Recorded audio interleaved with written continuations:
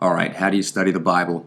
So, a couple things here. Somebody said one time it's better to hear one sermon and meditate on it than to hear two sermons and meditate on neither.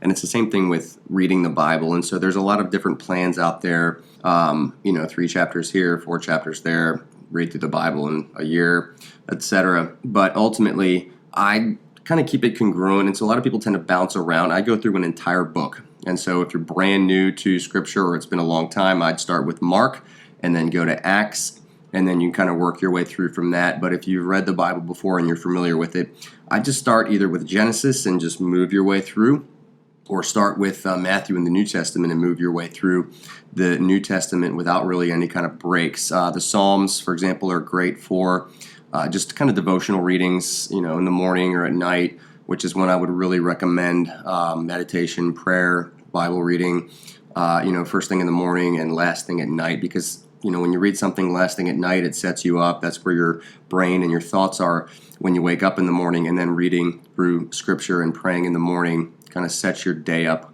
in the right frame of mind. That said, even if the Psalms are really not where you are in terms of reading through congruently, they're still great for devotionals. I mean, it's really David's journal, and it's really helped a lot of people through a lot of hard times. And so if you ever just need a break, or you need to change of pace, or you just want to throw a psalm in with whatever your reading plan, so to speak, is at the time, I would totally advocate that. So, for example, if you're going through Matthew and you just finished 2 chapters in Matthew and you want to knock out a psalm, I think that's totally fine. But yeah, so in the same light of the quote in the beginning about sermons, it's the same thing with reading the Bible. And so, if you're a slow reader or you're not really comprehending things very well, I would much rather, I think it's much more beneficial to just, do 1 chapter or 2 chapters and read through them several times and try to ask yourself, what does this mean? How does this speak to me? How do I apply this? What did God mean here? And just keep reading through it, and have that in your mind throughout the day, then, blow through 3 or 4 chapters and really remember nothing. And so there's a great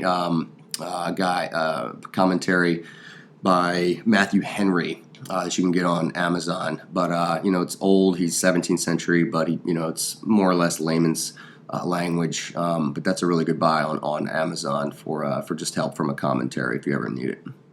Ultimately, there's really no perfect way to read through Scripture. It's really just reading the Bible at any time in any format is awesome, and we want to do that. But keeping it a little bit structured tends to help people a little bit more.